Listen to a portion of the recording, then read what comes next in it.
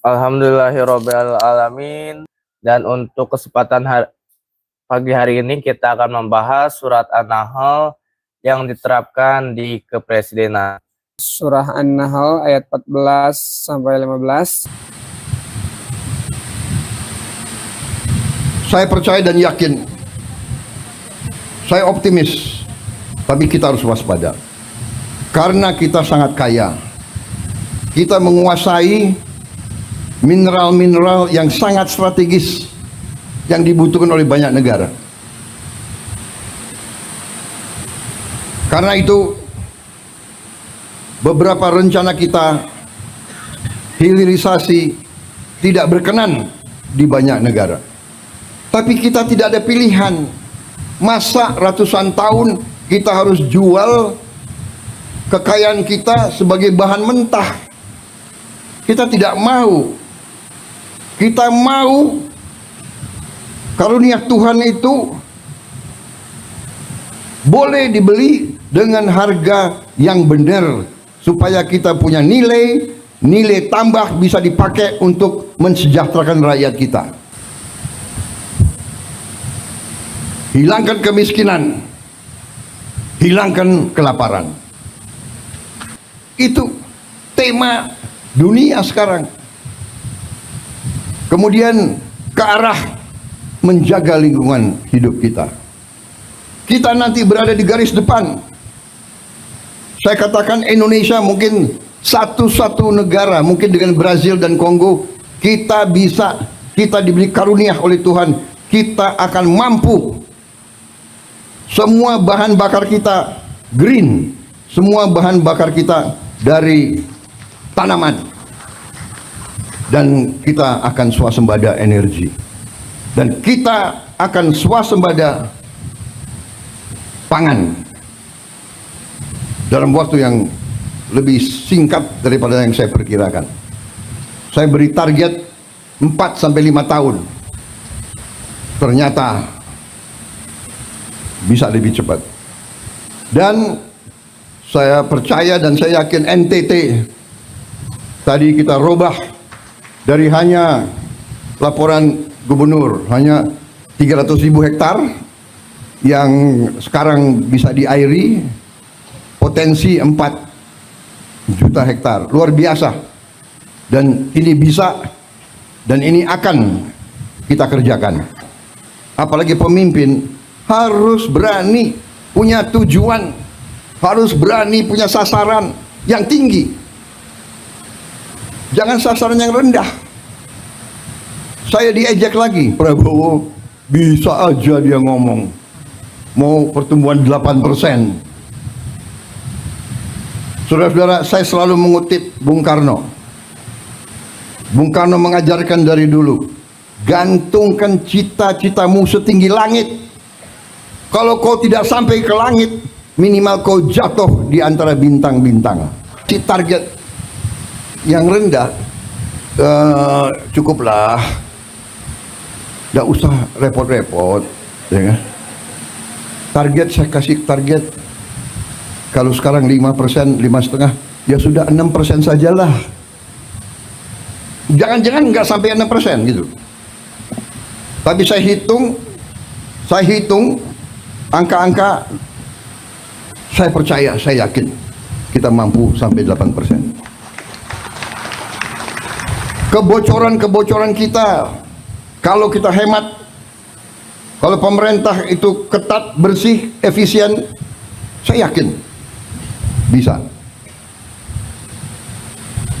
Tapi ini butuh jiwa besar. Saudara-saudara, jiwa besar. Gubernur, bupati, semuanya harus bekerja. Wali kota, sudahlah, acara-acara yang tidak penting kurangi, ya kan? Seminar, terlalu banyak rapat. Kenapa rapat atau ini harus di hotel di mana gitu?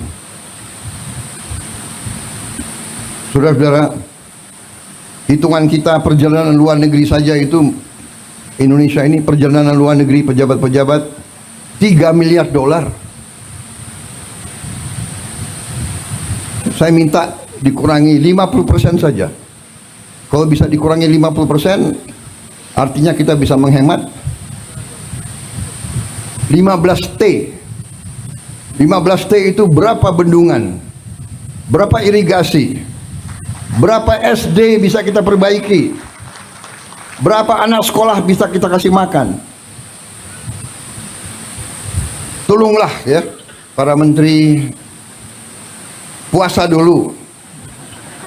Puasanya 5 tahun. Kalau 5 tahun kita hemat $1,5 miliar dari perjalanan saja. Saudara-saudara, tapi bayangkan itu, apa yang kita bisa. Saya tapi sudah perintahkan Menteri Keuangan, Wakil Menteri Keuangan, teliti. Semua program diteliti, ternyata cukup besar penghematan. Cukup besar.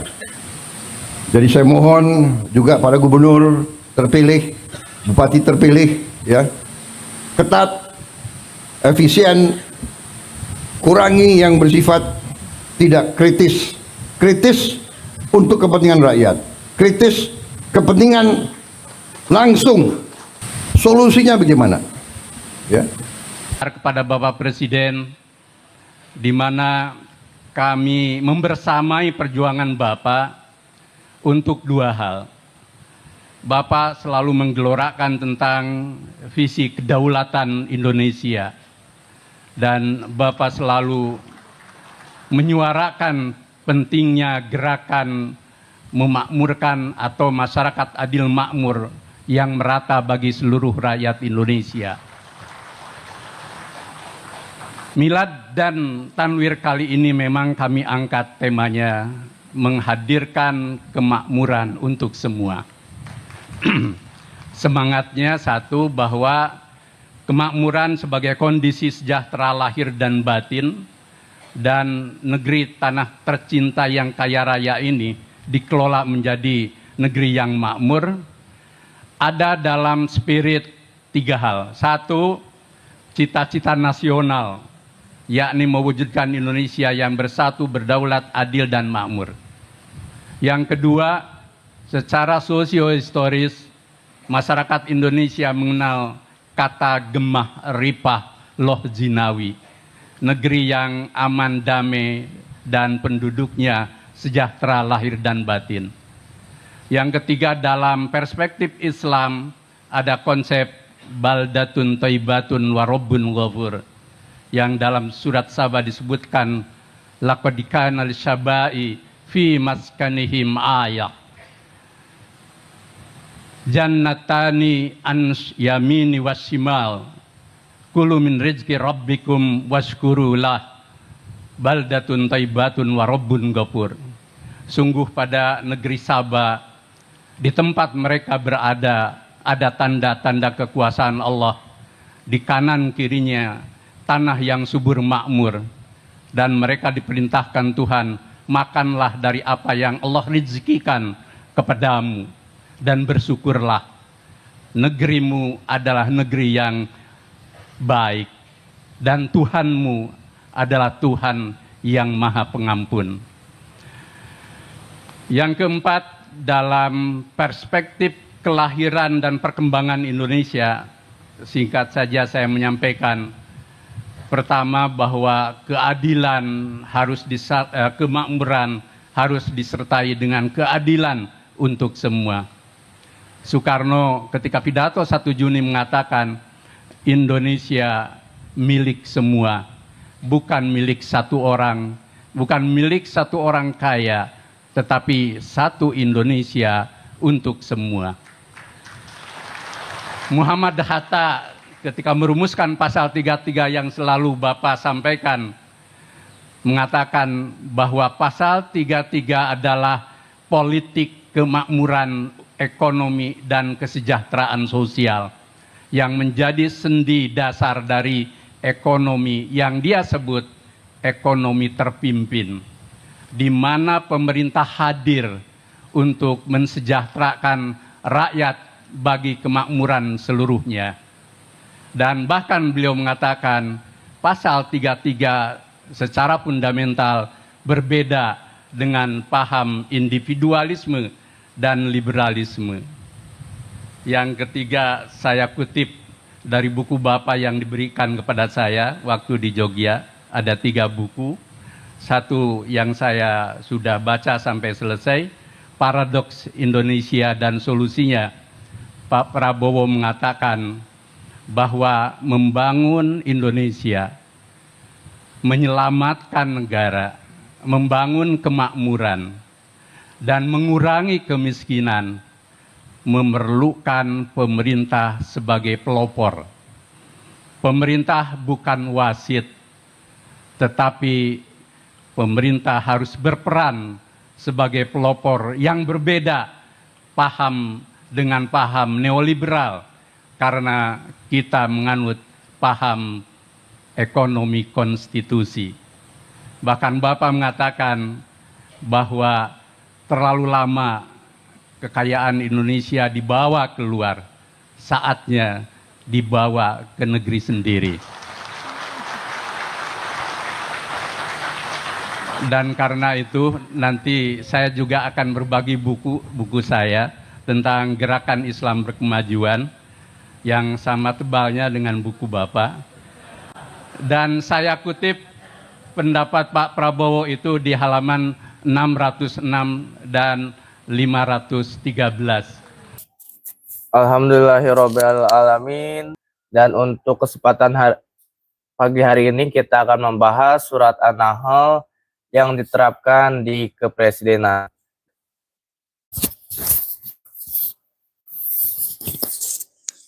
Billahi minasyaitonir rajim.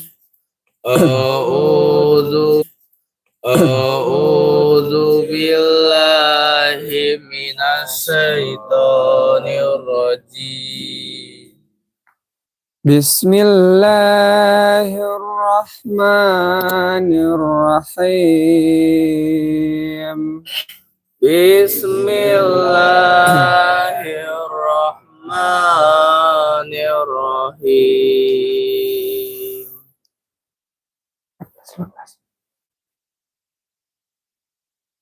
Wa huwa allazi sakhkhara al-bahra lita'kulu minhu lahaman tariya.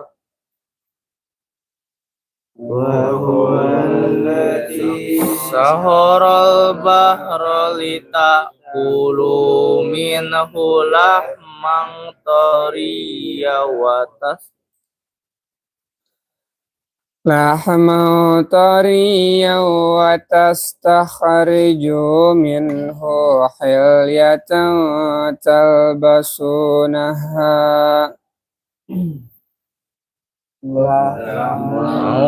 Tariya wa tastakhriju minhu hilyatan talbasunaha.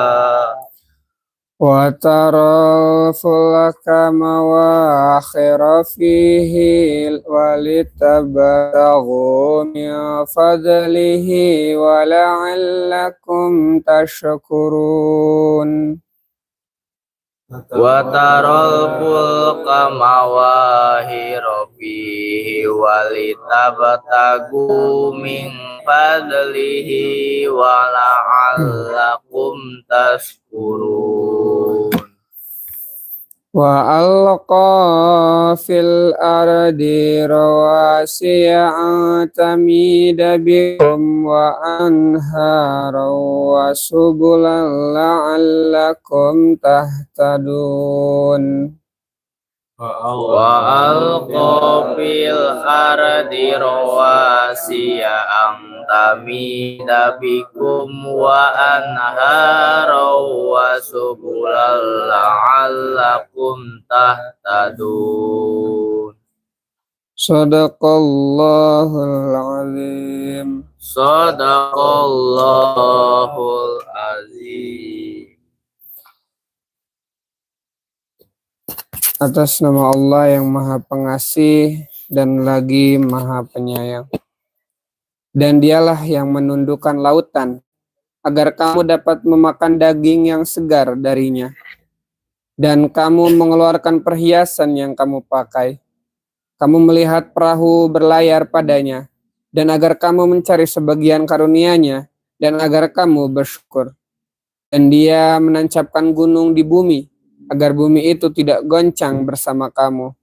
Sungai-sungai dan jalan-jalan, agar kamu dapat petunjuk. Maha benar Allah dengan segala firman. Jadi buat sahabat Abu Ismail Akikah yang ingin bertanya dan berkomentar bisa di bawah ini. Mari kita dengarkan penjelasan dari Artificial Intelligence ChatGPT yang diterapkan di kepresidenan. Surah An-Nahl ayat 15-19, teks dan tafsir untuk konteks kepresidenan. Dan dialah yang menundukkan lautan untukmu, agar kamu dapat memakan darinya daging yang segar, dan kamu mengeluarkan dari lautan itu perhiasan yang kamu pakai. Dan kamu melihat kapal-kapal berlayar padanya, dan agar kamu mencari sebagian dari karunia-Nya, dan supaya kamu bersyukur. Dan Dia menancapkan gunung-gunung di bumi, agar bumi itu tidak goncang bersama kamu. Dan Dia menciptakan sungai-sungai dan jalan-jalan agar kamu mendapat petunjuk. Tafsir ayat 15-16, implementasi di dunia kepresidenan. 1. Pengelolaan sumber daya alam ayat 14. Allah mengingatkan bahwa lautan dan isinya ditundukkan untuk manusia. Pemimpin harus memaksimalkan potensi ekonomi maritim, mengembangkan sektor perikanan, pelabuhan, dan perdagangan laut, serta menjaga kelestarian ekosistem laut agar bermanfaat bagi rakyat. Meningkatkan teknologi dan inovasi, seperti mengembangkan industri perhiasan dan kelautan untuk meningkatkan ekspor dan daya saing global. Berorientasi pada kesejahteraan rakyat, kebijakan maritim tidak hanya mengejar keuntungan, tetapi juga memastikan keadilan distribusi kepada masyarakat pesisir. 2. Transportasi dan perdagangan global. 16. Ayat ini menekankan pentingnya kapal dan transportasi laut dalam perdagangan. Presiden harus memperkuat infrastruktur pelabuhan untuk mendukung arus barang, menjalin kerjasama internasional untuk memperluas jalur perdagangan dan meningkatkan ekspor-impor. 3. Keberlanjutan lingkungan. Ayat 15. Gunung-gunung disebut sebagai penyangga bumi agar stabil. Dalam konteks kepresidenan, melestarikan lingkungan. Kebijakan harus mencegah eksploitasi yang merusak, seperti penambangan liar dan penggundulan hutan yang bisa mengakibatkan bencana. Meningkatkan mitigasi bencana. Gunung sebagai simbol kestabilan harus dijaga, dan rakyat yang tinggal di sekitar kawasan rawan bencana harus dilindungi melalui regulasi dan mitigasi risiko. 4. Pembangunan infrastruktur. Ayat 15. Disebutkan bahwa sungai dan jalan adalah sarana untuk memberi petunjuk dan kemudahan. Membangun infrastruktur berkualitas, jalan raya, transportasi publik, dan jalur air harus diperhatikan untuk mendorong pemerataan pembangunan. Mengutamakan aksesibilitas, fokus pada wilayah terpencil agar setiap daerah mendapat manfaat pembangunan. 5. Spirit syukur dan kepemimpinan adil. Ayat 11. Ayat ini mengajarkan rasa syukur kepada Allah atas nikmat. Pemimpin yang bersyukur menggunakan amanah untuk kemaslahatan umat, bukan kepentingan pribadi. Menanamkan nilai spiritual dalam kebijakan agar rakyat merasakan keadilan dan kesejahteraan. Kesimpulan, surat An-Nahl ayat 15-19 mengajarkan bahwa tugas seorang presiden adalah mengelola sumber daya alam dengan adil dan bijak, meningkatkan infrastruktur untuk stabilitas dan kemajuan bangsa, menjaga keseimbangan ekologi demi masa depan generasi berikutnya, berorientasi pada kesejahteraan rakyat dengan rasa syukur dan tanggung jawab. Melalui pemahaman ini, kebijakan presiden dapat mencerminkan kepemimpinan yang berlandaskan nilai-nilai ilahiyah untuk mewujudkan kemakmuran bangsa. Ya, itu adalah penjelasan dari tafsir surat An-Nahl ayat 14 dan 15 yang diterapkan di kepresidenan. Jadi buat sahabat Abu Ismail yang ingin bertanya bisa berkomentar di bawah ini, lalu akan dijawab langsung oleh Artificial Intelligence ChatGPT. Dan jangan lupa untuk yang baru menonton, baru datang bisa meng-share live streaming ini dan like dan subscribe. Untuk selanjutnya kita akan membahas tafsir surat An-Nahl yang diterapkan di kehakiman dan kejaksaan. Mari kita dengarkan penjelasan dari Artificial Intelligence ChatGPT. Surah An-Nahl ayat 14-19. Teks dan tafsir untuk konteks kehakiman dan kejaksaan. Ayat 15. Dan dialah yang menundukkan lautan untukmu, agar kamu dapat memakan darinya daging yang segar ikan, dan kamu mengeluarkan dari lautan itu perhiasan yang kamu pakai, dan kamu melihat kapal-kapal berlayar padanya, dan agar kamu mencari sebagian dari karunia-Nya, dan supaya kamu bersyukur. Ayat 19. Dan dia menancapkan gunung-gunung di bumi, agar bumi itu tidak goncang bersama kamu. Dan dia menciptakan sungai-sungai dan jalan-jalan, agar kamu mendapat petunjuk. Tafsir ayat nomor 15. Implementasi di kehakiman dan kejaksaan. Ayat 15 menundukkan lautan, keadilan dan keseimbangan dalam mengelola nikmat Allah. Allah menundukkan lautan untuk semua manusia tanpa membedakan status sosial. Hakim dan jaksa harus memastikan bahwa hukum berlaku untuk semua pihak tanpa diskriminasi. Tidak ada yang terlalu besar untuk diadili, elit, atau terlalu kecil untuk mendapatkan keadilan, rakyat kecil. Kejujuran dalam menggunakan wewenang. Sebagaimana lautan menyimpan potensi besar, hakim dan jaksa harus menjaga integritas mereka untuk tidak menyalahgunakan sumber daya hukum demi keuntungan pribadi atau kelompok tertentu. Memberi manfaat kepada masyarakat. Dalam proses penegakan hukum, putusan harus bersifat progresif, mendorong kemaslahatan sosial, melindungi hak masyarakat, dan memupuk kepercayaan publik kepada institusi hukum. 2. Ayat 19, gunung sebagai simbol stabilitas dan petunjuk. Kehakiman sebagai penyangga kestabilan sosial. Sebagaimana gunung mencegah bumi bergoncang, sistem peradilan adalah penyangga keadilan dalam masyarakat. Penegakan hukum yang tegas dan berimbang akan mencegah kekacauan sosial.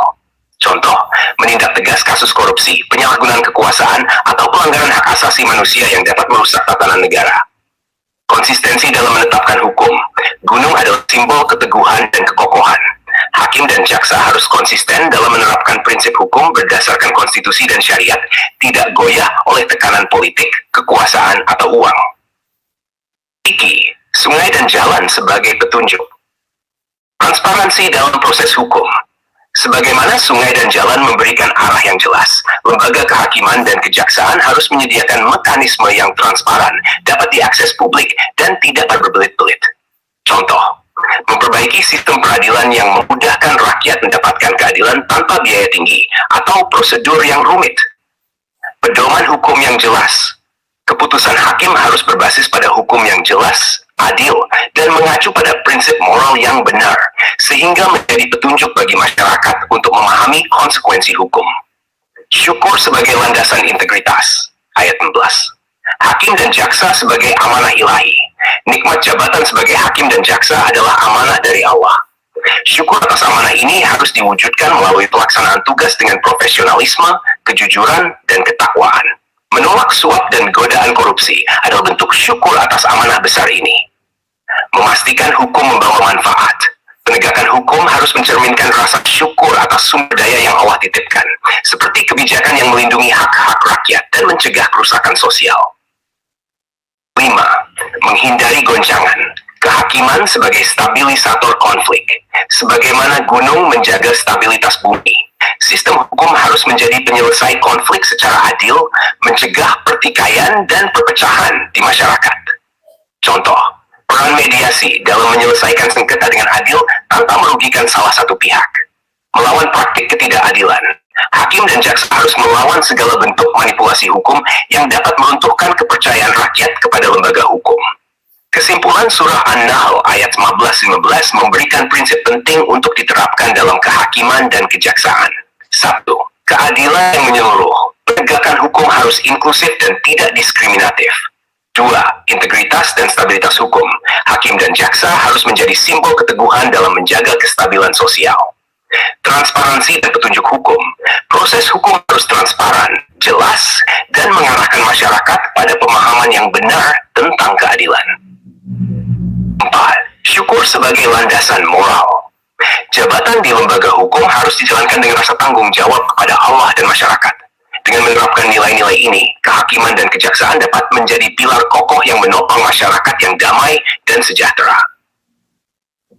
Ya, itu adalah penafsiran yang diterapkan di kehakiman dan kejaksaan.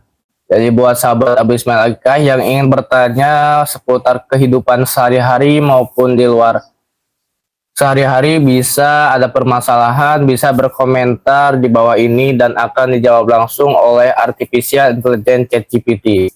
Dan untuk selanjutnya untuk diterapkan di kepolisian, tafsir surat An-Nahl yang diterapkan di kepolisian. Mari kita dengarkan penjelasan langsung dari Artificial Intelligence ChatGPT.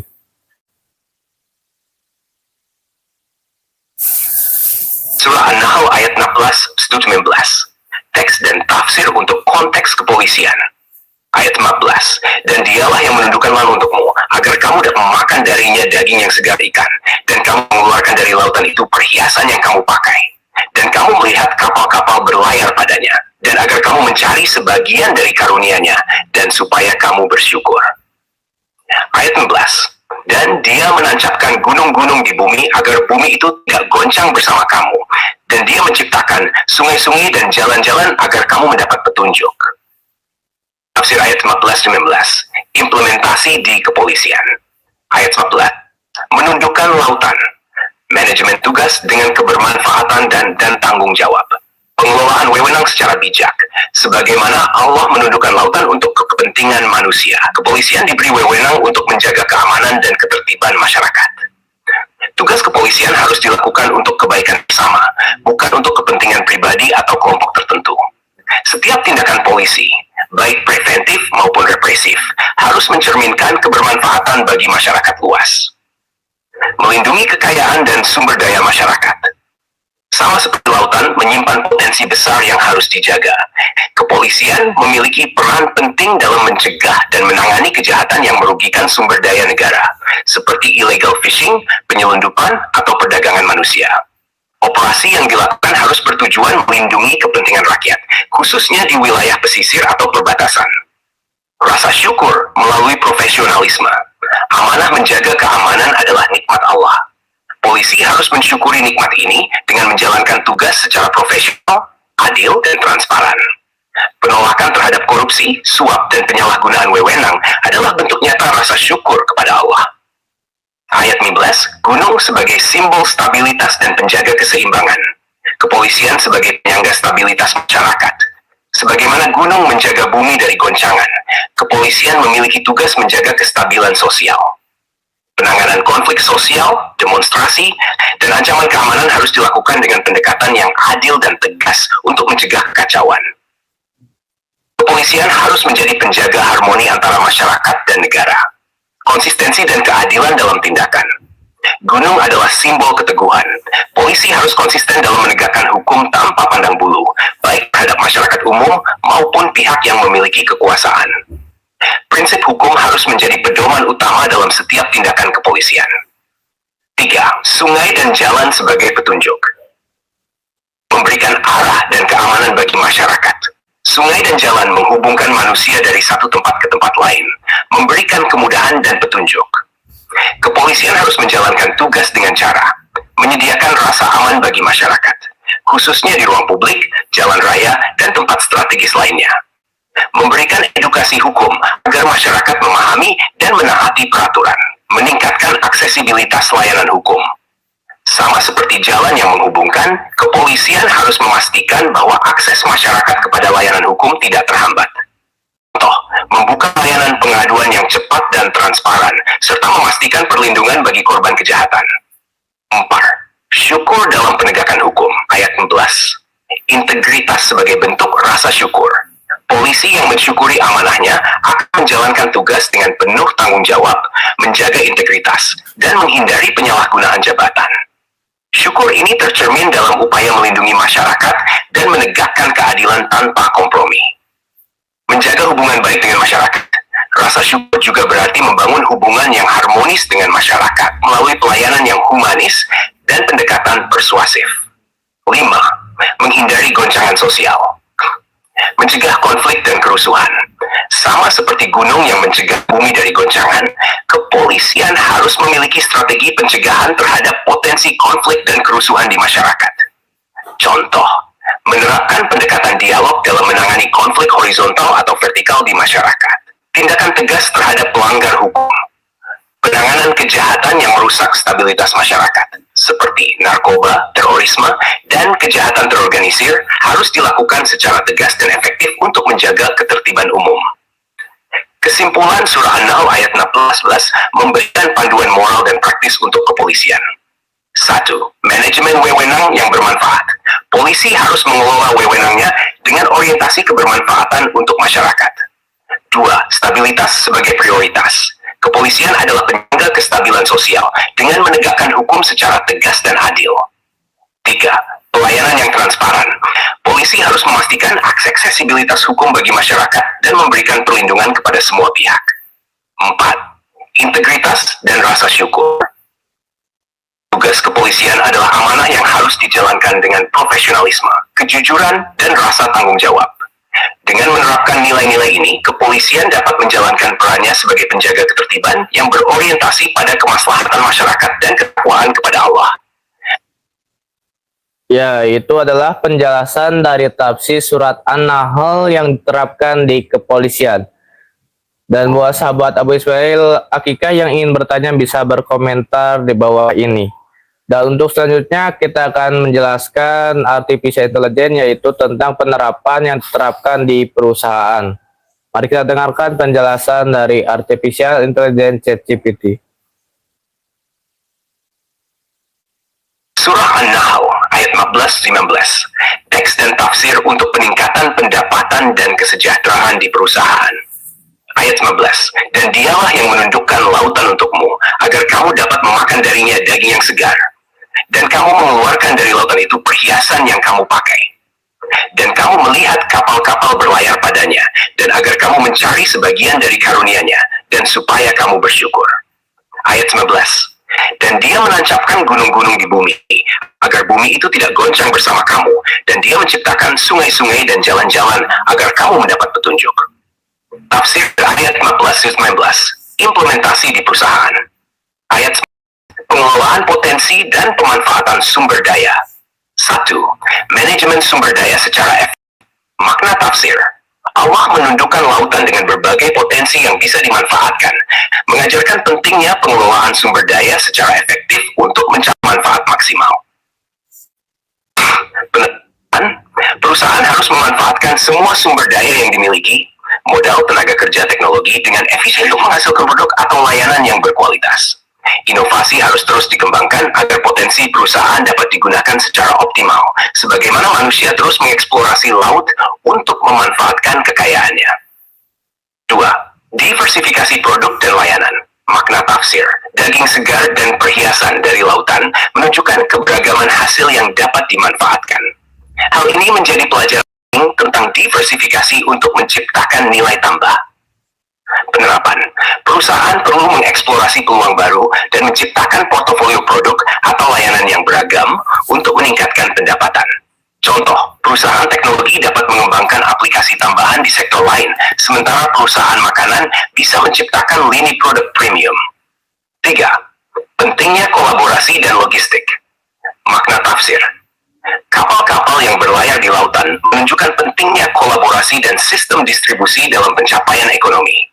Penerapan, perusahaan harus memperkuat kerjasama dengan mitra bisnis untuk mengoptimalkan rantai pasok dan distribusi produk. Logistik yang efisien dan jaringan bisnis yang luas akan membantu produk perusahaan menjangkau pasar yang lebih besar. 4. Syukur melalui manajemen yang berintegritas. Makna tafsir, syukur kepada Allah diwujudkan dengan memanfaatkan karunia-Nya secara bertanggung jawab dan untuk kebaikan. Penerapan, pemimpin perusahaan harus memastikan bahwa manajemen dilakukan dengan transparansi, menghindari korupsi, dan selalu berpihak pada kesejahteraan karyawan dan masyarakat. Syukur ini juga diwujudkan dengan memberikan dampak sosial positif, seperti mendukung program lingkungan atau pemberdayaan komunitas. Stabilitas, struktur, dan panduan operasional. 1. Keseimbangan. Stabilitas perusahaan. Makna tafsir, gunung sebagai penyangga stabilitas bumi, mengajarkan pentingnya sistem dan struktur yang kokoh dalam organisasi. Penerapan, perusahaan perlu membangun sistem tata kelola yang kuat, termasuk aturan yang jelas, pemimpin yang tegas, dan pengawasan yang efektif untuk menjaga kestabilan operasional. Contoh, audit berkala, penerapan SOP yang ketat, dan budaya kerja yang kondusif membantu menjaga kestabilan perusahaan dalam menghadapi tantangan. 2. Visi dan misi sebagai jalan petunjuk. Makna tafsir. Jalan dan sungai yang Allah ciptakan memberi panduan bagi manusia untuk mencapai tujuan mereka. Perusahaan harus memiliki visi, misi, dan tujuan yang jelas sebagai panduan strategis. Contoh, jika visi perusahaan adalah meningkatkan kesejahteraan petani lokal, maka strategi operasional, pemasaran, dan distribusi harus selaras dengan tujuan tersebut. Ketiga, pengelolaan risiko dan adaptasi. Makna tafsir. Gunung juga dapat menjadi pelindung dari guncangan. Dalam konteks perusahaan, ini berarti perlunya strategi mitigasi risiko. Penerapan. Perusahaan harus memiliki rencana cadangan untuk menghadapi risiko, baik ekonomi, politik, maupun lingkungan, sehingga tetap dapat beroperasi dengan stabil. Contoh, membangun dana darurat, diversifikasi pasar, dan investasi pada asuransi bisnis. Aksesibilitas untuk semua pemangku kepentingan, makna tafsir. Jalan-jalan yang Allah ciptakan memberikan akses yang mudah bagi manusia. Penerapan. Perusahaan harus memastikan produk atau layanan dapat diakses oleh konsumen dari berbagai segmen pasar. Contoh, menyediakan produk dengan harga terjangkau untuk konsumen menengah ke bawah sambil tetap menawarkan pilihan premium untuk pasar atas. Strategi meningkatkan pendapatan. 1. Inovasi produk dan proses. Mengadopsi teknologi baru untuk meningkatkan efisiensi produksi dan memberikan nilai tambah pada produk. Contoh, digitalisasi proses bisnis untuk menghemat biaya operasional. 2. Kesejahteraan karyawan. Memberikan upah yang layak, pelatihan, dan fasilitas yang memadai agar karyawan dapat bekerja dengan optimal. Membangun lingkungan kerja yang mendukung keseimbangan antara pekerjaan dan kehidupan pribadi. 3. Memaksimalkan kolaborasi dan jaringan. Menjalin kemitraan strategi untuk memperluas pasar dan meningkatkan skala ekonomi. Contoh, bekerja sama dengan komunitas lokal atau pemerintah untuk mendukung pemasaran produk. 4. Komitmen pada keberlanjutan. Memastikan operasional perusahaan tidak merusak lingkungan dan mendukung keberlanjutan jangka panjang. Contoh, mengurangi limbah industri atau menggunakan energi terbarukan. 5. Keseimbangan antara profit dan kemanusiaan. Sejalan dengan ayat-ayat ini, perusahaan tidak hanya mengejar keuntungan, tetapi juga memberikan manfaat bagi masyarakat dan meningkatkan kesejahteraan pemangku kepentingan. Kesimpulan, Surah An-Nahl ayat 16-15 memberikan pedoman penting bagi perusahaan. 1. Pengelolaan sumber daya yang efektif. Perusahaan harus memaksimalkan potensi yang dimiliki dengan inovasi dan efisiensi. 2. Keseimbangan dan stabilitas. Sistem tata kelola yang kuat menjadi pilar untuk menghadapi tantangan. 3. Keberlanjutan dan dampak sosial. Perusahaan harus memberikan manfaat bagi masyarakat dan lingkungan, bukan hanya mengejar profit. Rasa syukur dan tanggung jawab. Nikmat yang diberikan Allah harus digunakan untuk kesejahteraan bersama. Dengan menerapkan nilai-nilai ini, perusahaan dapat meningkatkan pendapatan, sekaligus menciptakan kesejahteraan yang berkelanjutan bagi seluruh pemangku kepentingan. Ya, itu adalah penjelasan dari Artificial Intelligence ChatGPT yang diterapkan di perusahaan. Bismillahirrahmanirrahim. Alhamdulillahirabbil alamin. Wa bihi nasta'in wa ala umuri dunya waddin wa ala alihi washabihi ajmain amma ba'du. Asyhadu an la ilaha illallah wahdahu la syarikalah wa asyhadu anna Muhammadan abduhu wa rasul. Teman-teman yang saya hormati, pertama-tama marilah kita semua panjatkan puja dan puji beserta syukur kita kehadirat Allah Subhanahu wa Ta'ala, yang mana berkat rahmat dan karunia-Nya kita masih bisa berkumpul pada pengajian kali ini dalam sehat walafiat. Salawat dan salam mudah-mudahan juga selalu tercurah limpahkan kepada junjungan kita baginda Nabi besar Muhammad Sallallahu Alaihi Wasallam, tak lupa kepada para sahabatnya, para tabi'in dan tabi'atnya, dan mudah-mudahan salawat dan salam itu selalu tercurahkan juga kepada kita selaku umatnya yang insya Allah senantiasa mengikuti jejak langkahnya dari awal hingga akhir. Amin ya Allah ya Rabbal Alamin. Pada kesempatan kali ini kita membahas surah An-Nahl ayat 14 sampai 15, yang mana dalam ayat 14 ini Allah berfirman, dan dialah yang menundukkan lautan untukmu. Jadi Allah lah yang menundukkan lautan untuk kita supaya kamu dapat memakan darinya daging yang segar, yaitu ikan-ikan yang ada di laut. Dan kamu mengeluarkan dari lautan itu perhiasan yang dapat kamu pakai. Dan kamu melihat kapal-kapal berlayar padanya, dan supaya kamu mencari sebagian dari karunia-Nya, dan agar kamu bersyukur. Yang pertama dalam surat An-Nahl ayat 14 ini, lautan agar manusia bisa memanfaatkannya. Manusia mendapatkan ikan sebagai sumber makanan, sebagai sumber rezeki, yang merupakan daging segar yang kaya akan nutrisi. Selain itu, dari lautan juga manusia juga mendapatkan perhiasan seperti mutiara, karang, dan berbagai keindahan lain untuk dinikmati. Dan juga Allah membiarkan lautan itu tenang, tunduk gitu ya, tidak berhamburan gitu ya, dan membahayakan manusia. Kemudian selanjutnya sebagai media transportasi dan ekonomi, yang mana zaman sekarang kapal yang berlayar di lautan itu menunjukkan nikmat Allah yang memudahkan transportasi dengan teknologi itu. Manusia dapat berdagang dan mencari rezeki melalui perjalanan antar negara melalui laut yang menghubungkan antar manusia dari seluruh dunia. Yang ketiga, anjuran untuk bersyukur, yang mana ayat ini diakhiri dengan dorongan agar manusia bersyukur kepada Allah atas nikmat yang tak terhitung jumlahnya, khususnya nikmat laut yang besar manfaatnya. Yang mana mengingatkan kita, ayat ini mengingatkan kita jamaah untuk selalu bersyukur kepada Allah atas nikmat alam, terutama lautan. Menjelaskan manfaat laut sebagai sumber pangan, ekonomi, dan perdagangan global. Dan menekankan bahwa segala nikmat ini adalah bentuk kasih sayang Allah kepada manusia. Itu untuk ayat 14-nya. Untuk ayat 15-nya, di sini Allah berfirman, dan Dia menancapkan gunung-gunung di bumi supaya bumi itu tidak goncang bersama kamu. Dan diciptakannya sungai-sungai dan jalan agar kamu mendapat petunjuk. Tafsir surat An-Nahl ayat 15 ini, Allah menciptakan gunung-gunung yang berfungsi sebagai pasak bumi, agar bumi tetap stabil dan tidak mudah tergoncang.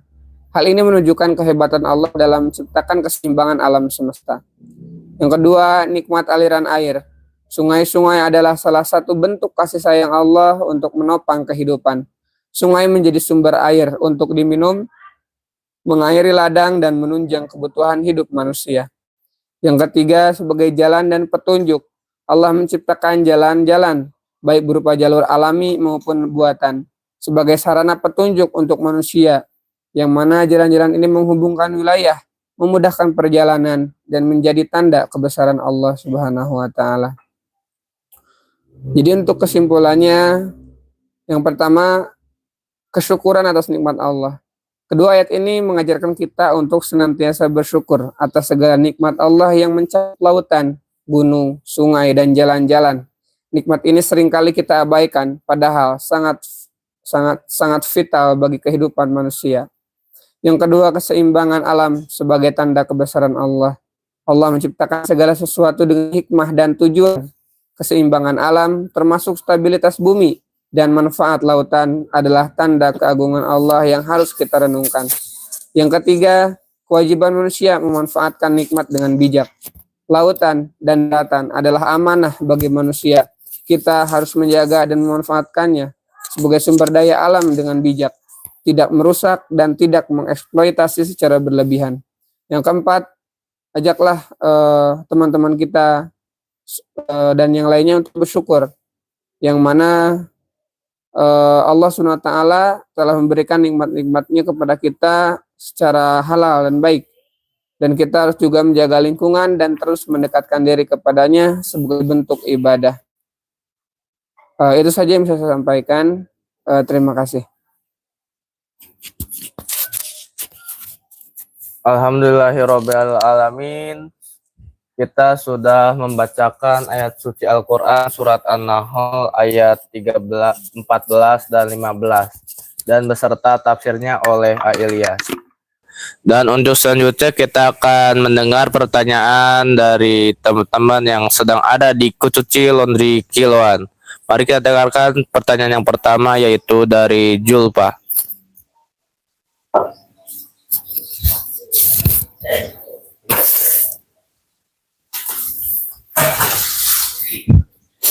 Bismillahirrahmanirrahim. Pertanyaannya, bagaimana ayat ini, yaitu ayat Quran surat An-Nahl ayat 14 dan 15 menjelaskan tentang manfaat laut bagi manusia?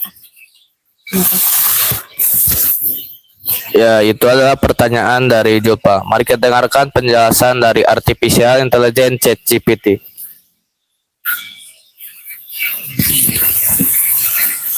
Surah An-Nahl ayat 15 menjelaskan manfaat laut bagi manusia melalui berbagai aspek yang sangat penting dalam kehidupan manusia. Berikut adalah penjelasan mendalam mengenai manfaat laut berdasarkan ayat ini. Teks ayat. Dan dialah yang menundukkan lautan untukmu, agar kamu dapat memakan darinya daging yang segar, dan kamu mengeluarkan dari lautan itu perhiasan yang kamu pakai. Dan kamu melihat kapal-kapal berlayar padanya, dan agar kamu mencari sebagian dari karunia-Nya, dan supaya kamu bersyukur. Manfaat laut bagi manusia. 1. Sumber makanan. Penjelasan. Laut menyediakan berbagai hasil laut yang menjadi sumber makanan bagi manusia, terutama ikan dan biota laut lainnya yang kaya akan protein. Manfaat. Ikan yang segar dan sumber daya laut lainnya menjadi bahan makanan bergizi yang penting bagi kesehatan manusia. Selain itu, hasil laut ini juga menjadi bahan pangan yang penting di banyak negara di seluruh dunia. 2. Sumber perhiasan dan kekayaan. Penjelasan. Dari laut, manusia dapat mengeluarkan perhiasan seperti mutiara, karang, dan bahan-bahan berharga lainnya yang memiliki nilai ekonomi tinggi. Manfaat. Mutiara dan karang digunakan sebagai bahan dasar perhiasan yang tidak hanya memiliki nilai estetika, tetapi juga mendukung industri perhiasan dan ekonomi global. 3. Alat transportasi dan perdagangan. Penjelasan. Laut menjadi jalur transportasi penting bagi kapal-kapal yang digunakan untuk perdagangan dan mobilitas antar wilayah atau antar negara. Manfaat. Kapal yang berlayar di laut memungkinkan distribusi barang dan layanan ke berbagai tempat, memperluas pasar, dan mendukung perekonomian global. 4. Sumber karunia dan rezeki. Allah menundukkan lautan untuk kemudahan hidup manusia, yang mencerminkan bahwa laut adalah salah satu karunia Allah yang memberikan manfaat langsung bagi kehidupan manusia. Manfaat. Dengan memanfaatkan hasil, manusia bisa memperoleh rezeki dan memenuhi kebutuhan hidup. Laut juga menyediakan bahan mentah untuk industri dan membuka peluang kerja di sektor kelautan dan perikanan. 5. Peluang untuk bersyukur. Allah menyebutkan bahwa semua ini adalah bagian dari karunia-Nya yang harus disyukuri. Laut bukan hanya memberikan manfaat fisik, tetapi juga mengingatkan manusia untuk bersyukur atas segala nikmat yang diberikan. Manfaat. Pengingat akan karunia Allah melalui laut ini mendorong manusia untuk lebih peduli terhadap lingkungan dan menjaga kelestarian alam, agar manfaatnya tetap ada bagi generasi mendatang. Kesimpulan, laut memberikan banyak manfaat bagi manusia, mulai dari sumber pangan, ikan dan biota laut lainnya, perhiasan, mutiara, karang, sarana transportasi dan perdagangan, kapal, hingga menjadi sumber rezeki dan karunia dari Allah. Semua ini adalah bukti kebesaran dan kasih sayang Allah yang seharusnya mendorong kita untuk bersyukur dan memanfaatkan nikmatnya dengan bijak. Ya, itu adalah penjelasan dari Artificial Intelligence ChatGPT yang ditanyakan pertanyaannya dari Julpa. Mari kita buat sahabat Abu Ismail Akika bisa berkomentar untuk yang ingin bertanya seputar permasalahan dalam kehidupan sehari-hari. Dan untuk selanjutnya pertanyaan dari Teh Alma.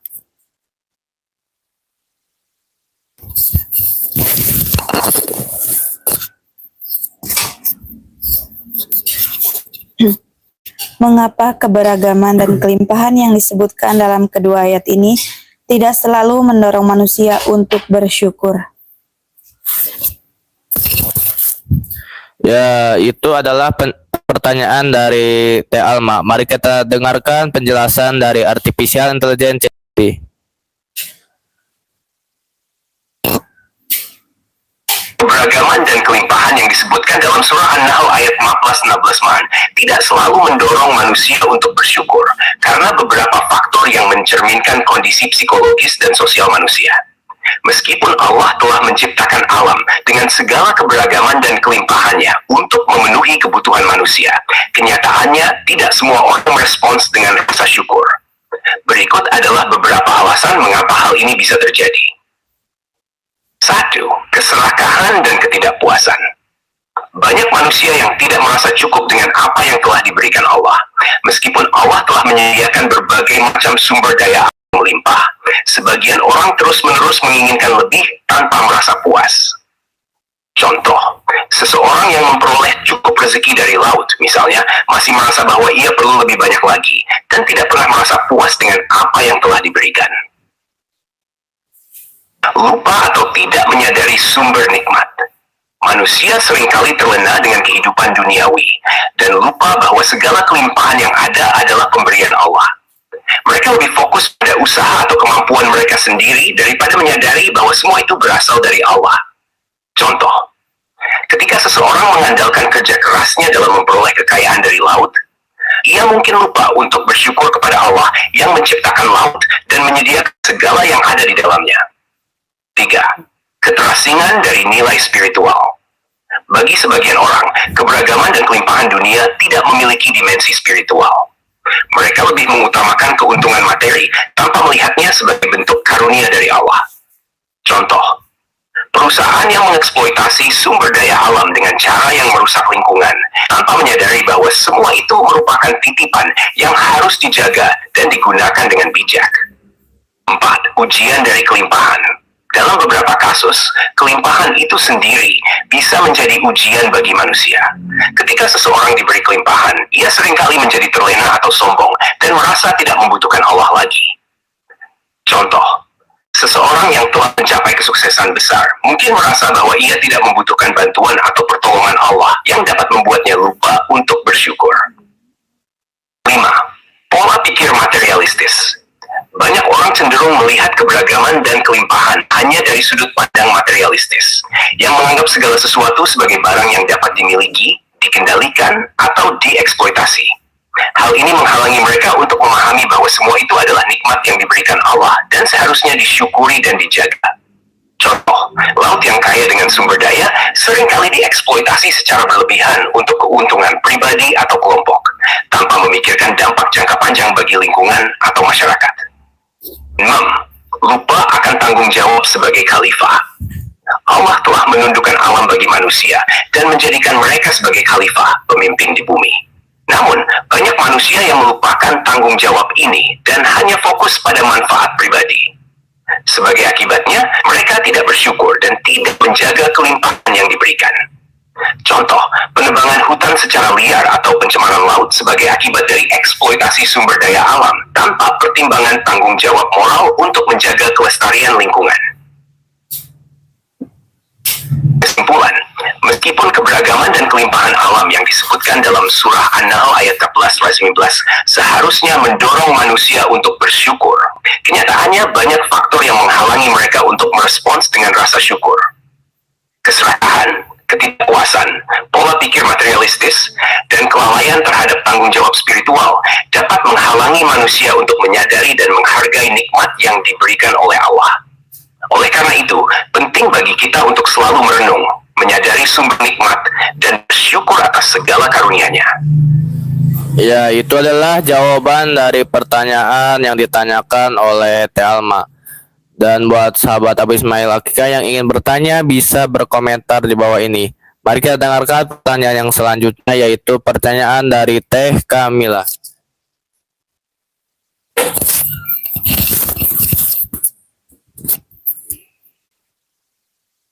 Apa yang dimaksud dengan mengeluarkan perhiasan pada ayat 14?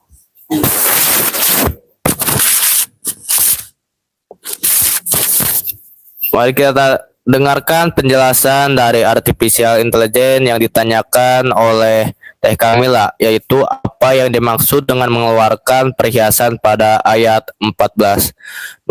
Mari kita dengarkan penjelasan dari Artificial Intelligence ChatGPT. Pada surah An-Nahl ayat 14, Fasa, kamu mengeluarkan dari lautan itu perhiasan yang kamu pakai, merujuk pada berbagai benda berharga yang dapat diambil dari laut dan digunakan sebagai perhiasan atau barang bernilai tinggi. Maksudnya adalah bahwa laut menyediakan sumber daya yang tidak hanya berguna untuk kebutuhan pokok manusia, tetapi juga untuk keperluan estetika dan ekonomi. Contoh perhiasan atau barang berharga yang dimaksud dalam ayat ini meliputi: 1. Mutiara. Mutiara adalah salah satu hasil laut yang paling terkenal sebagai perhiasan, yang dihasilkan dari tiram atau kerang di laut. 2. Karang. Karang laut, khususnya karang merah atau karang lainnya, sering digunakan sebagai bahan perhiasan atau ornamen. 3. Cangkang kerang. Cangkang kerang, seperti dari kerang atau siput laut, bisa diproses menjadi perhiasan atau aksesori. Batu alam laut. Selain perhiasan organik, beberapa batu atau mineral yang ditemukan di dasar laut juga dimanfaatkan sebagai bahan perhiasan atau barang berharga lainnya. Makna simbolis, kecantikan dan kekayaan. Dengan menggambarkan laut sebagai sumber perhiasan, ayat ini menekankan bahwa laut bukan hanya menyediakan kebutuhan dasar manusia seperti makanan, tetapi juga kekayaan yang memperindah hidup manusia dan memberi nilai ekonomi. Pentingnya bersyukur. Semua kekayaan alam ini adalah karunia Allah, dan ayat ini mendorong kita untuk mensyukuri nikmat yang diberikan olehnya, termasuk kekayaan yang bisa ditemukan di laut. Secara keseluruhan, mengeluarkan perhiasan dari laut menunjukkan bahwa laut memiliki manfaat yang beragam, tidak hanya untuk kebutuhan dasar, tetapi juga untuk kebutuhan estetika dan ekonomi. Mangsat Hosayukoteau. Ya, itu adalah penjelasan dari Artificial Intelligence ChatGPT yang dijawab oleh ChatGPT. Pertanyaannya dari Teh Kamila. Dan untuk selanjutnya pertanyaan dari Jamil. Mari kita dengarkan pertanyaan selanjutnya. Bagaimana kedua ayat ini mendorong kita untuk lebih mengenal Allah melalui ciptaannya? Alhamdulillahirrabbilalamin, ya luar biasa ini. Tafsir robot ini tafsir baru ya dalam kehidupan kita ini. Karena tafsir robot ini bisa universal. Ya silakan saja yang mau bertanya ya, para pendengar yang mau bertanya bahwa ada sesuatu dunia yang sedang berubah, di mana Al-Quran ditafsirkan secara benar-benar universal, ditafsirkan dari berbagai sudut pandang, ya, benar-benar ditafsirkan dengan berbagai perspektif, ya. Ini bisa dari kepresidenan, bisa perspektif dari kejaksaan dan kehakiman, dari perspektif kepolisian, dari perspektif pengembangan perusahaan, yang dimana tidak pernah ada itu ya. Dulu itu tidak pernah ada ini penafsiran-penafsiran seperti ini. Sekarang hari ini ke depan kelihatannya akan banyak orang yang masuk Islam ya, kelihatannya itu. Kenapa? Karena ternyata Islam itu sangat universal dan sangat kaya dan benar-benar universal ya. Dan kita ini sudah ini belum? Oh ya. Jadi silahkan yang mau bertanya ya.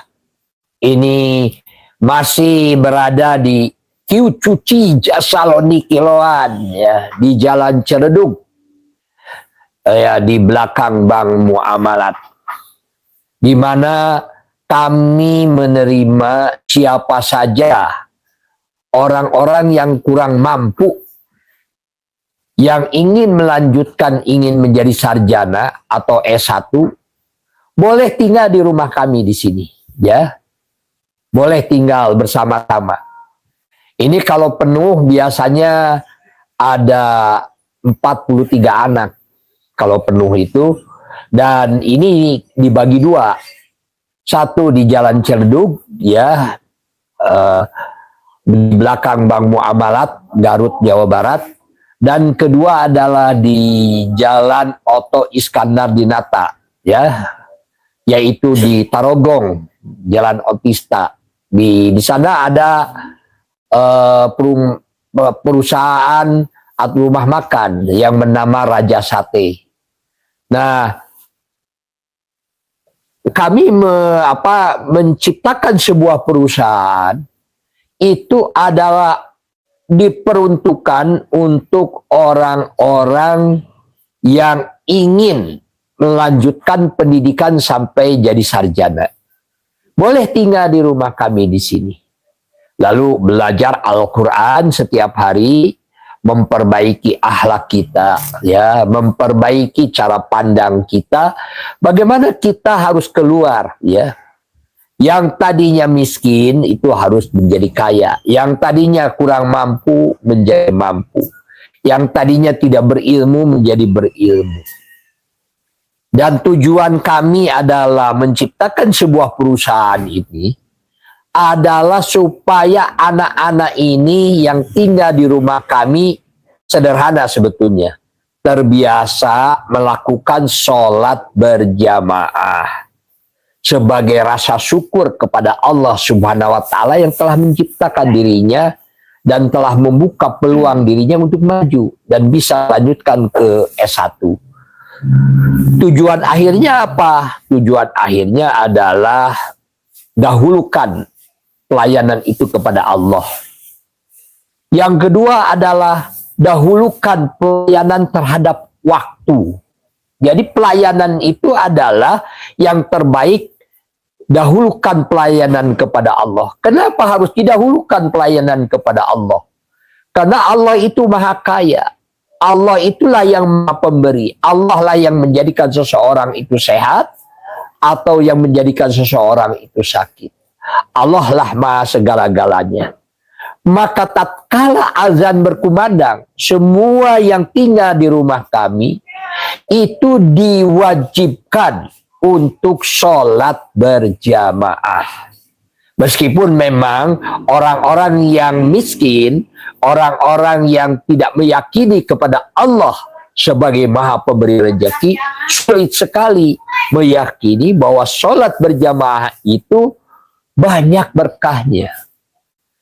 Tetapi inilah yang kami perjuangkan. Yang kedua adalah layani waktu. Karena waktu itu adalah makhluk. Melayani waktu dengan baik. Allah telah bersumpah kepada waktu. Ya, Allah telah bersumpah dengan makhluk yang bernama waktu. Sungguhnya manusia berada dalam kerugian yang besar. Siapa orang yang merugi itu sebetulnya? Orang yang tidak bisa melayani Allah dengan sholat berjamaah. Dan orang yang menyia-nyiakan waktu. Tidak dengan beribadah kepada Allah. Lalu yang ketiga, baru kita ini melayani manusia. Ya, melayani manusia. Maka insya Allah pendapatan akan lancar lah, berkah begitu ya. Dan tentu saja yang keempat, bagaimana anak-anak itu dibiasakan bekerja dengan robot sekarang ini. Karena kalau kita tidak bisa bekerja dengan robot pada saat sekarang ini sudah dipastikan akan tertinggal. Sekarang sudah ada sebuah revolusi bekerja, revolusi belajar. Itu adalah dengan robot. Orang yang tidak mengandalkan robot untuk belajar dan berpendapatan sudah dipastikan bahwa sehebat apapun seijazah yang didapatkan di perguruan tinggi itu tidak akan berarti, ya. Kenapa? Karena yang berarti adalah sebetulnya bagaimana cara kita mengerjakannya. Dan cara kita mengerjakannya ada sebuah revolusi yang harus diperhatikan, yaitu bekerja dengan robot begitu. Kenapa? Hari ini kita lagi pengajian seperti ini ini adalah tafsirnya adalah tafsir melalui robot, ya ChatGPT. Kenapa? Supaya orang sadar bahwa ada dunia yang sedang berubah, ada dunia yang lain yang saat sekarang ini. Jangan sampai handphone itu digunakan untuk maksiat kepada Allah. Handphone itu tidak digunakan untuk mencari ilmu kepada Allah. Handphone itu adalah untuk mencari ilmu kepada Allah dan untuk mencari pendapatan, mencari nafkah, dan tujuan akhirnya adalah untuk supaya orang bisa berangkat umroh dan haji pada waktu usia sebelum 30 tahun. Untuk itu silahkan sampaikan kepada orang-orang yang hari ini tidak melanjutkan ke perguruan tinggi karena alasan tidak memiliki uang, boleh tinggal di rumah saya di sini untuk bisa menyelesaikan sampai sarjana dan memaksimalkan belajar dengan robot ini. Ada yang berkomentar. Oh ya, silakan. Jadi pertanyaannya itu, apa bedanya wanita pakai cadar dengan wanita yang tidak pakai cadar? Oh ya, bolehlah itu deh, nanti kita tanyakan. Itu mau didahulukan? Oh, silakan. Ini ada dari siapa itu? Aku rindu sur. Oh, aku rindu sur. Ya boleh. Aku rindu sur. Aku rindu surga ya. Ya, boleh. Perbedaan antara wanita yang memakai cadar dan yang tidak memakai cadar terletak pada aspek penutupan aurat dan cara mereka memilih untuk mengekspresikan keimanan serta mengikuti ajaran agama, khususnya dalam konteks Islam. Berikut beberapa poin yang membedakan keduanya. 1. Penutupan aurat. Wanita yang memakai cadar. Cadar merupakan penutup wajah yang menutupi seluruh tubuh kecuali mata. Dan sebagian wanita memilih untuk mengenakan cadar sebagai bentuk kepatuhan terhadap ajaran agama Islam yang mewajibkan penutupan aurat. Meskipun ada perbedaan pendapat di kalangan ulama mengenai kewajiban mengenakan cadar. Wanita yang tidak memakai cadar. Wanita ini biasanya mengenakan jilbab atau hijab yang menutupi rambut, leher, dan dada. Namun wajahnya tetap terbuka. Dalam hal ini, wanita tersebut tetap menutup aurat sesuai dengan ajaran Islam, meskipun tanpa cadar. 2. Pandangan agama. Wanita yang memakai cadar. Dalam pandangan sebagian ulama, cadar dianggap sebagai cara yang lebih sempurna untuk menutupi aurat, sesuai dengan pemahaman mereka tentang interpretasi syariat Islam. Namun, tidak semua ulama mewajibkan cadar, dan ada yang berpendapat bahwa jilbab sudah cukup sebagai penutup aurat.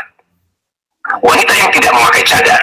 Beberapa ulama berpendapat bahwa menutup aurat dengan hijab atau jilbab yang menutupi tubuh, kecuali wajah dan tangan sudah mencukupi kewajiban syariat, dan bahwa mengenakan cadar bukanlah kewajiban, melainkan pilihan pribadi. 3. Pilihan pribadi dan sosial. Wanita yang memakai cadar. Banyak wanita yang memilih memakai cadar sebagai bagian dari identitas keagamaan atau kebiasaan budaya mereka. Cadar seringkali menjadi simbol kesederhanaan, rasa malu, haya, dan kedekatan dengan nilai-nilai keislaman. Wanita yang tidak memakai cadar. Wanita yang memilih untuk tidak memakai cadar mungkin merasa bahwa jilbab sudah cukup, atau mereka mungkin menganggap bahwa tidak ada kewajiban untuk menutupi wajah. Pilihan ini juga bisa dipengaruhi oleh faktor budaya, sosial, atau interpretasi pribadi terhadap ajaran agama. 4. Tanggapan sosial. Wanita yang memakai cadar. Di beberapa masyarakat, wanita yang mengenakan cadar sering dianggap lebih religius atau taat pada syariat. Namun, di tempat lain, cadar bisa menimbulkan kontroversi atau dipandang sebagai simbol ekstremisme. Wanita yang tidak memakai cadar. Wanita yang tidak mengenakan cadar seringkali dianggap masih mengikuti aturan agama, tetapi lebih fleksibel dalam cara berbusana. Dan dalam banyak kasus, ini lebih diterima secara luas dalam masyarakat. Secara keseluruhan, baik wanita yang memakai cadar maupun yang tidak, keduanya mengikuti ajaran Islam terkait penutupan aurat, meskipun cara mereka melakukannya bisa berbeda-beda. Perbedaan ini sangat tergantung pada interpretasi agama, kebudayaan, dan pilihan pribadi masing-masing individu. Ya, itu adalah jawaban dari pertanyaan yang berkomentar, yaitu aku rindu surga. Jawaban dari pertanyaan, apa bedanya wanita yang cadar dan yang tidak bercadar? Kalau kita lihat di Mekah ya, di Mekah di mana di depan Ka'bah begitu. di Masjidil Haram. Itu adalah umat Islam sedunia itu pada berdatangan ya ke Masjidil Haram itu. Memang di sana itu ada wanita-wanita yang tidak memakai cadar dan juga ada wanita-wanita yang memakai cadar.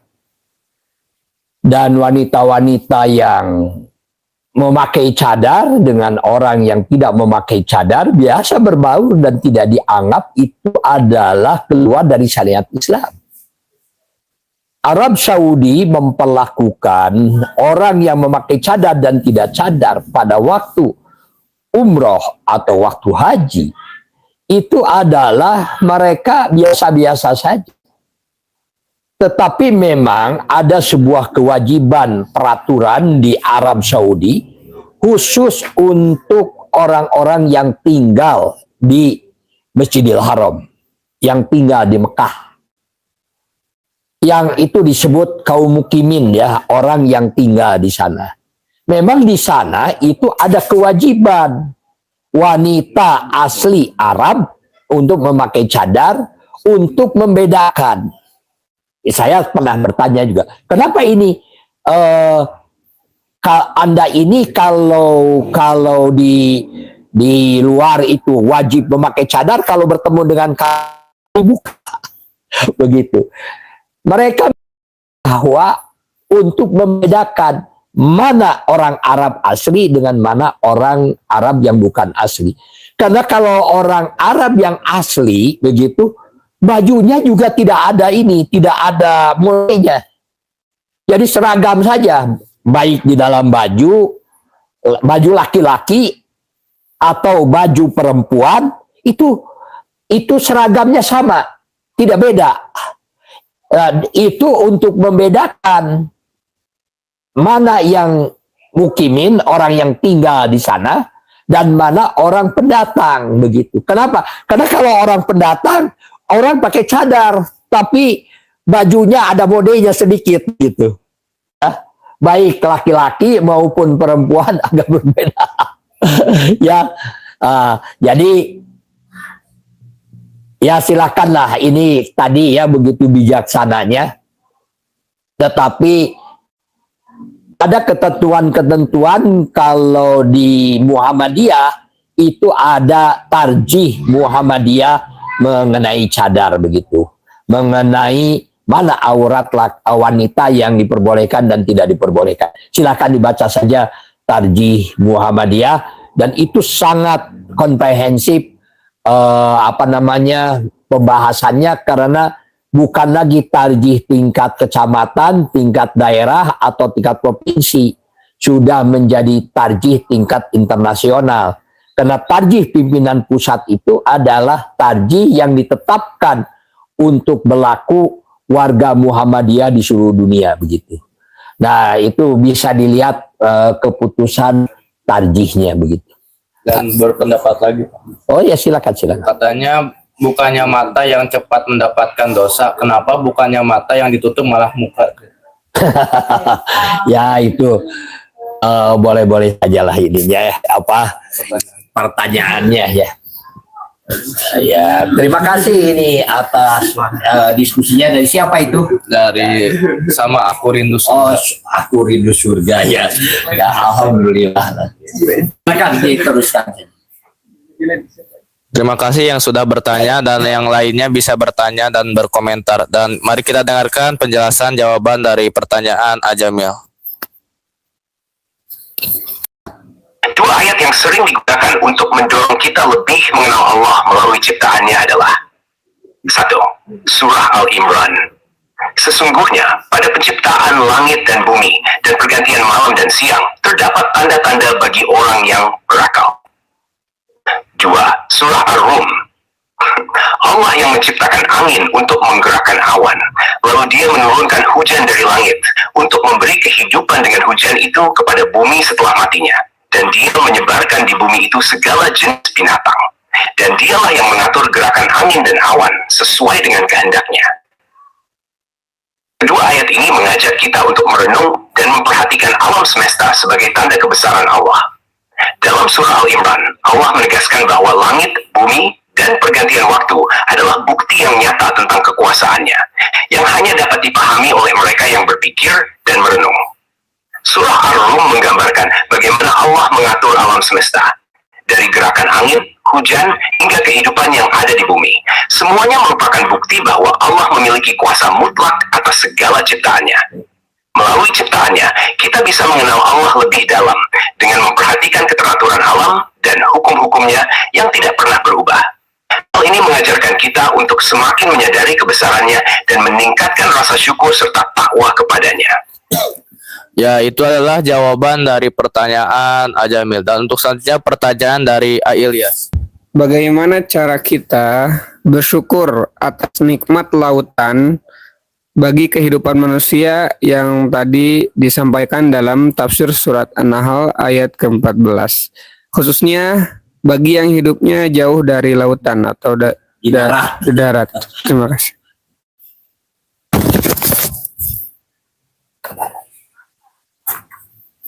Mari kita dengarkan penjelasan dari Artificial Intelligence ChatGPT.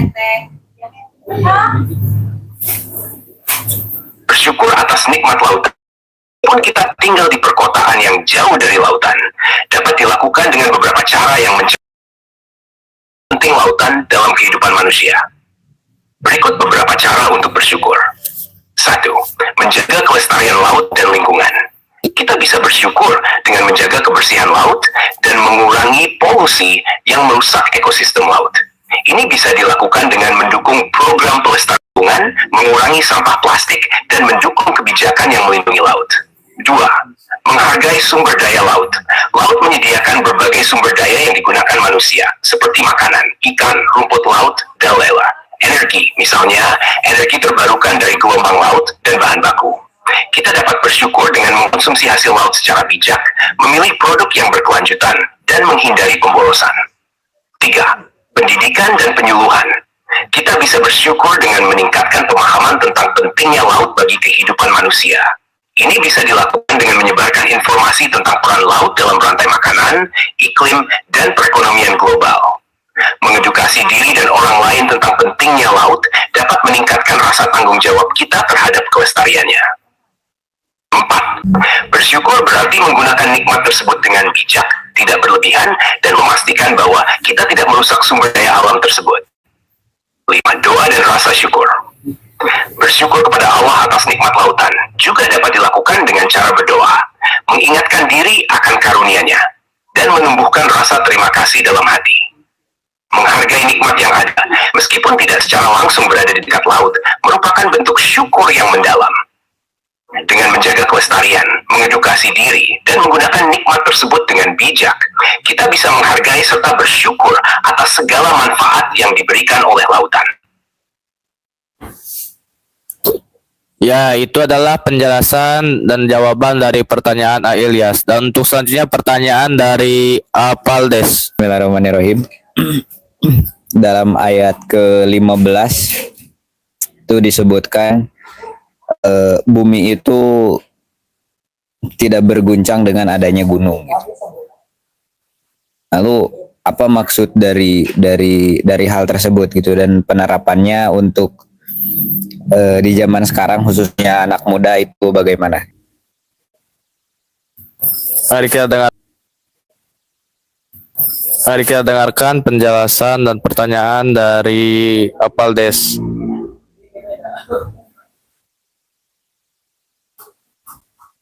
Istilah bumi tidak berguncang dengan adanya gunung merujuk pada memiliki prinsip yang kuat, komitmen, dan kedisiplinan dalam kehidupan sehari-hari.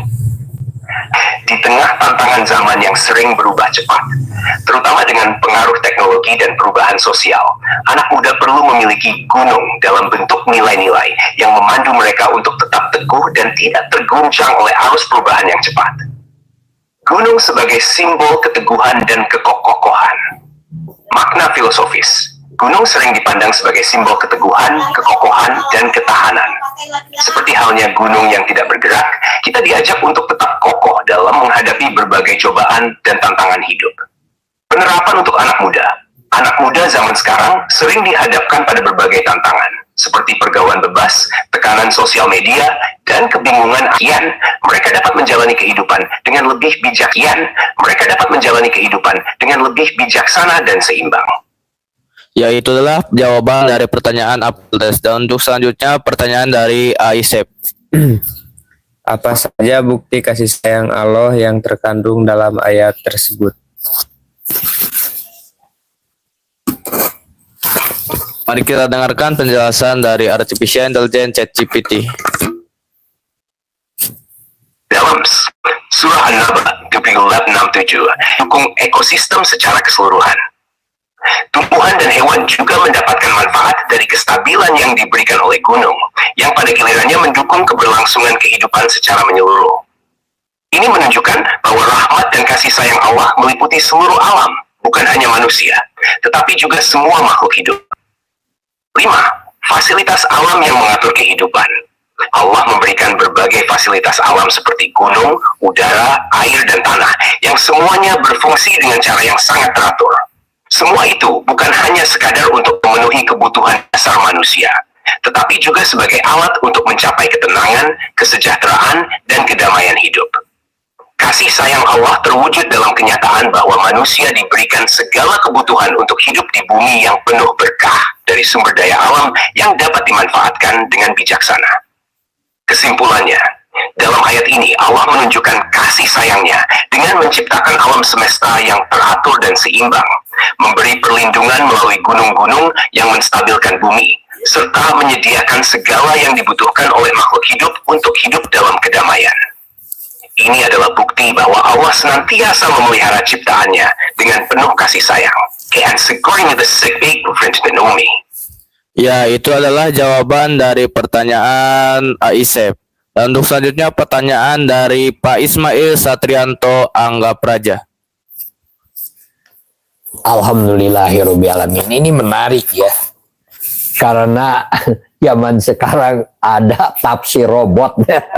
Biasanya tafsir itu ya ada buku-buku tafsir ya dari berbagai buku tafsir. Tetapi zaman sekarang ada sesuatu yang lain ya itu. Di mana robot ChatGPT yang diciptakan memang bukan oleh orang Islam ya yang diciptakannya.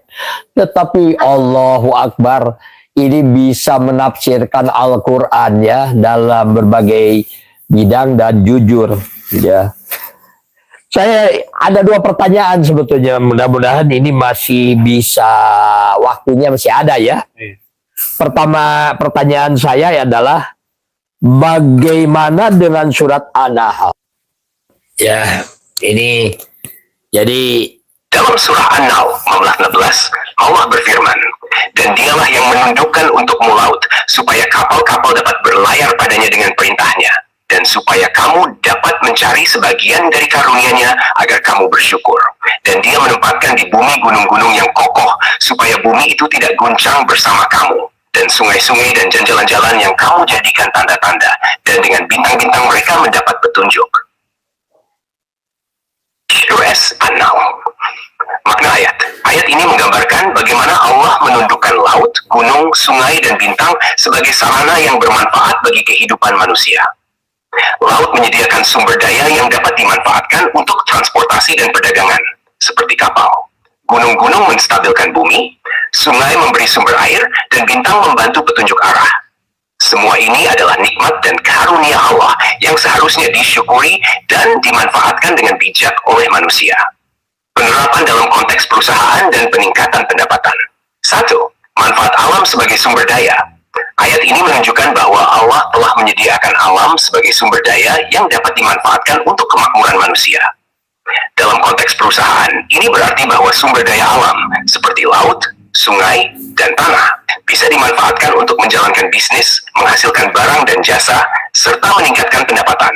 Misalnya, perusahaan yang bergerak di bidang transportasi atau perdagangan dapat memanfaatkan laut untuk ekspor-impor. Dan perusahaan yang bergantung pada air atau energi terbarukan dapat mengambil manfaat dari sumber daya alam ini. 2. Kekuatan dan keberlanjutan perusahaan. Gunung yang kokoh di bumi menggambarkan stabilitas dan kekuatan. Dalam konteks perusahaan, hal ini bisa diartikan sebagai pentingnya memiliki fondasi yang kuat dan berkelanjutan untuk menjalankan usaha. Agar perusahaan tetap kuat dan pendapatan terus meningkat, perlu adanya sistem manajerial yang kokoh, keuangan yang stabil, serta komitmen terhadap inovasi dan kualitas produk atau layanan. 3. Pemanfaatan karunia Allah dengan syukur dan etika bisnis. Allah menyuruh kita untuk mencari karunia-Nya dan bersyukur atas apa yang diberikannya. Dalam konteks bisnis, hal ini berarti perusahaan harus mengelola sumber daya dan keuntungan yang diperoleh dengan cara yang etis dan bertanggung jawab, serta tidak hanya berfokus pada keuntungan materi, tetapi juga pada kesejahteraan sosial dan lingkungan. Bersyukur dalam bisnis tidak hanya berarti menghargai keuntungan yang diperoleh, tetapi juga berkontribusi positif kepada masyarakat. Misalnya dengan memberikan pekerjaan, berinvestasi dalam keberlanjutan, atau mendukung komunitas. 4. Inovasi dan pengelolaan yang bijaksana. Dalam ayat ini, Allah menempatkan berbagai sarana di bumi untuk memberi petunjuk dan manfaat bagi manusia. Dalam dunia bisnis, hal ini mengajarkan pentingnya inovasi dan kreativitas. Dengan memanfaatkan teknologi dan pengetahuan untuk pengelolaan sumber daya yang lebih efisien, perusahaan dapat meningkatkan produktivitas dan daya saingnya. Inovasi yang baik dapat memperkuat posisi perusahaan dan meningkatkan pendapatan, karena bisnis yang mampu beradaptasi dengan perubahan dan memanfaatkan peluang akan terus berkembang. 5. Pengelolaan yang seimbang dan bertanggung jawab. Dalam perusahaan, keseimbangan antara pertumbuhan ekonomi dan pelestarian lingkungan sangat penting. Sebagaimana Allah menundukkan alam untuk manfaat umat manusia, perusahaan perlu mengelola sumber daya alam dengan bijak dan berkelanjutan. Misalnya, menggunakan energi terbarukan atau mengurangi limbah industri yang tidak hanya menguntungkan dalam jangka panjang, tetapi juga membantu meningkatkan citra perusahaan di mata masyarakat dan konsumen. Kesimpulan, ayat-ayat ini mengajarkan kepada kita bahwa segala sesuatu yang ada di alam ini adalah karunia Allah yang perlu dimanfaatkan dengan bijaksana dan syukur. Dalam konteks perusahaan, pemanfaatan sumber daya alam, inovasi yang berkelanjutan, serta pengelolaan yang kokoh dan etis akan memperkuat fondasi perusahaan dan mendukung pendapatan yang terus meningkat. Selain itu, prinsip syukur atas nikmat yang diberikan Allah mendorong perusahaan untuk tidak hanya mengejar keuntungan materi, tetapi juga memberikan kontribusi positif terhadap masyarakat dan lingkungan. Sekarang yang terakhir ya. Bagaimana ayat An-Nahl 14:15 diterapkan di Dewan Perwakilan Rakyat atau politik. Ya, begitu ya. Mari kita dengarkan penjelasan. Surah An-Nahl yang menyebutkan tentang manfaat alam seperti laut, gunung, sungai, dan bintang yang disediakan oleh Allah sebagai sarana untuk manusia mencari karunia-Nya, dapat diterapkan dalam konteks Dewan Perwakilan Rakyat atau DPR atau dunia politik dengan cara yang menggambarkan pentingnya pengelolaan sumber daya alam yang adil dan bijaksana, serta tanggung jawab pemimpin terhadap rakyat dan lingkungan. Berikut adalah beberapa cara penerapan ayat ini dalam konteks DPR dan politik. 1. Pengelolaan sumber daya alam yang adil dan bijaksana. Makna ayat, Allah menciptakan alam dengan berbagai sumber daya seperti laut, sungai, dan gunung untuk digunakan manusia demi kesejahteraan mereka. Dalam konteks DPR dan politik, ini mengajarkan pentingnya pengelolaan yang bijaksana dan adil terhadap sumber daya alam negara. Penerapan, anggota DPR atau pejabat politik yang terlibat dalam kebijakan publik harus memastikan bahwa pengelolaan sumber daya alam dilakukan dengan cara yang adil dan berkelanjutan. Ini termasuk kebijakan yang melindungi sumber daya alam dari eksploitasi yang berlebihan dan memastikan bahwa hasilnya dapat dinikmati oleh seluruh rakyat, bukan hanya segelintir pihak. 2. Kepemimpinan yang kuat dan stabil. Allah menggambarkan gunung sebagai pasak yang menjaga kestabilan bumi. Gunung yang kokoh ini melambangkan stabilitas dan kekuatan. Dalam politik, ini dapat diterjemahkan sebagai perlunya kepemimpinan yang kokoh dan stabil. Anggota DPR dan pemimpin negara harus memiliki prinsip yang teguh, memiliki komitmen yang kuat terhadap kesejahteraan rakyat, dan menjaga stabilitas politik serta ekonomi negara. Kepemimpinan yang stabil akan mengarah pada kebijakan yang dapat menjaga ketahanan negara dan memberikan rasa aman bagi masyarakat. pembangunan yang berkelanjutan. Makna ayat ini juga berbicara tentang mencari karunia Allah melalui pemanfaatan alam dengan bijak. Ini dapat diartikan bahwa manusia diperintahkan untuk memanfaatkan alam, namun dengan cara yang tidak merusak atau menghabiskan sumber daya. Penerapan dalam politik dan kebijakan DPR ini mengarah pada pembangunan berkelanjutan yang mengutamakan kesejahteraan masa depan. Anggota DPR perlu mendukung kebijakan yang mengarah pada keberlanjutan lingkungan, seperti pengelolaan energi terbarukan, perlindungan hutan, dan pengurangan polusi. Kebijakan yang mendukung keberlanjutan ini akan memastikan bahwa generasi mendatang juga dapat menikmati hasil dari alam, sama seperti generasi sekarang. Transparansi dan keberlanjutan dalam kebijakan publik. Allah menempatkan berbagai tanda di alam sebagai petunjuk bagi manusia. Petunjuk ini dapat diartikan sebagai arahan atau panduan yang jelas untuk menjalani hidup. Penerapan dalam konteks politik ini mengajarkan pentingnya transparansi dan kejelasan dalam membuat kebijakan. Anggota DPR harus bekerja dengan prinsip kejujuran dan keterbukaan, serta mengutamakan kepentingan rakyat. Kebijakan yang diambil harus jelas, terukur, dan dapat dipertanggungjawabkan. Hal ini mencakup pembuatan undang-undang yang melindungi sumber daya alam, meningkatkan kesejahteraan rakyat, serta memerangi korupsi dan penyalahgunaan kekuasaan. 5. Tanggung jawab terhadap rakyat dan alam. Ayat ini menunjukkan bahwa alam diberikan untuk kemanfaatan manusia. Allah menyediakan segala sesuatu dengan tujuan agar manusia dapat mencari karunia-Nya dan bersyukur. Penerapan di DPR atau dalam pemerintahan ini menunjukkan bahwa pemimpin harus bertanggung jawab terhadap rakyat dan alam. Kebijakan yang dibuat harus memperhatikan kesejahteraan rakyat secara merata dan tidak hanya menguntungkan segelintir pihak. Selain itu, kebijakan tersebut juga harus menjaga kelestarian alam karena kerusakan lingkungan akan langsung berdampak pada kehidupan masyarakat, terutama di sektor pertanian, perikanan, kesehatan. 6. Menggunakan sumber daya alam untuk kepentingan umum. Makna ayat. Ayat ini juga menggambarkan bahwa Allah menyediakan berbagai tanah, laut, gunung, sungai, dan bintang untuk kemanfaatan umat manusia. Penerapan. Anggota DPR harus memastikan bahwa penggunaan sumber daya alam dimanfaatkan untuk kepentingan umum seperti meningkatkan kesejahteraan sosial, pendidikan, kesehatan, dan infrastruktur. Ini juga berarti membuat kebijakan yang mendukung akses yang setara bagi seluruh lapisan masyarakat terhadap sumber daya yang ada. Kesimpulan, dalam konteks Dewan Perwakilan Rakyat dan Politik, Surah An-Nahl ayat 14-19 mengajarkan pentingnya pengelolaan sumber daya alam dengan bijaksana, menjaga kestabilan dan keberlanjutan, serta memastikan bahwa kebijakan yang diambil bermanfaat bagi seluruh rakyat dan menjaga alam tetap lestari. Para pemimpin politik dan anggota DPR dengan pemahaman ini harus bekerja dengan penuh tanggung jawab, transparansi, dan keadilan untuk menciptakan negara yang adil, makmur, dan berkelanjutan.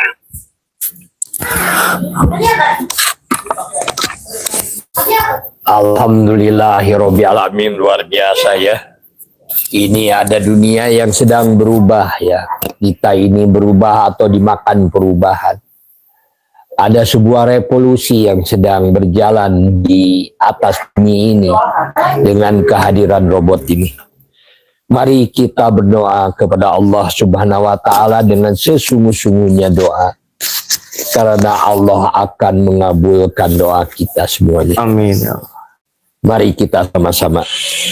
A'udzu billahi minasyaitonir rajim. Bismillahirrahmanirrahim. Rabbana la tujigh qulubana ba'da idh hadaitana wa hab lana min ladunka rahmah innaka antal wahhab. Rabbana innaka jami'un nasi liyaumil la raiba fihi innallaha la yuhliful mi'ad. Ya Tuhan kami, janganlah Engkau condongkan hati kami kepada kesesatan, setelah Engkau berikan petunjuk kepada kami, dan karuniakanlah rahmat dari sisi-Mu. Sesungguhnya Engkau Maha Pemberi. Ya Tuhan kami, Engkaulah yang akan mengumpulkan manusia pada hari yang tidak ada keraguan padanya.